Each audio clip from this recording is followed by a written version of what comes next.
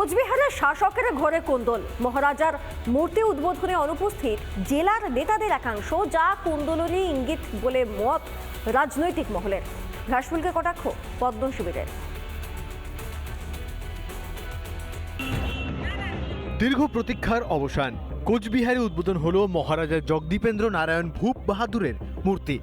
এই বিশেষ অনুষ্ঠানেও যেন এড়ানো গেল না শাসকের গোষ্ঠী কোন্দল।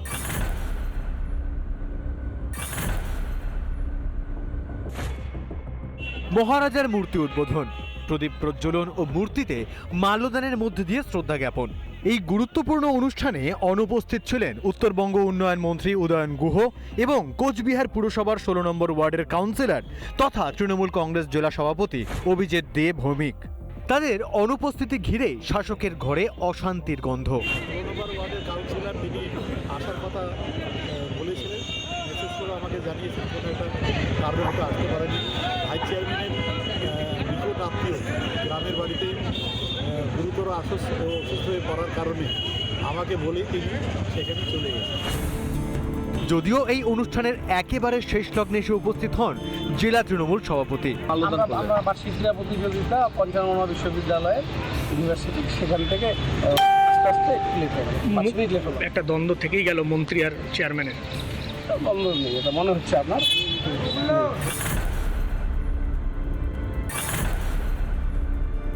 তৃণমূল কংগ্রেসের গোষ্ঠীদ্বন্দ্ব জর্জরিত।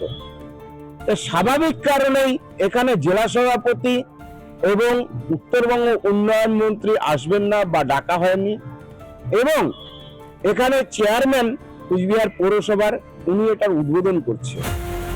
এদিকে দীর্ঘ টানাপোড়েনের পর মূর্তির উদ্বোধন প্রসঙ্গে এদিন বিস্ফোরক বংশীবদন। আমার যেমন মাননীয় মুখ্যমন্ত্রী মোর একটা কথাতে যদি এটা না হয় কুচবিহারের মানুষ দীক্ষিত হয়ে কিন্তু উন্নয়ন প্রশ্ন তালা লাগিয়ে দিবে, সেদিন বুঝবেন ওটা কিন্তু কুচবিহারের অফিস পশ্চিম সাগরের মুখে অফিস। এই কথা কওয়ার পরে ওদের ঘন্টা দেড়েক পরে ফোন আসছে উদয়ন গুহরা উমে আসে যে মানুষের মূর্তি বসেবারই দিবেন নাই, এত বড় কাগজ। এবার ওই মানুষকে ফোন করিয়া ধমক দিছে। পুরো প্রশাসনের রদবদল নিয়ে কম নাটক হয়নি কোচবিহারে, প্রকাশ্যে এসেছে কোন্দল। এবার মহারাজার মূর্তি উদ্বোধন ঘিরেও দ্বন্দ্বের বিষ। 26-এ ঘর সামলাতে পারবে তো শাসক? রিপাবলিক বাংলা।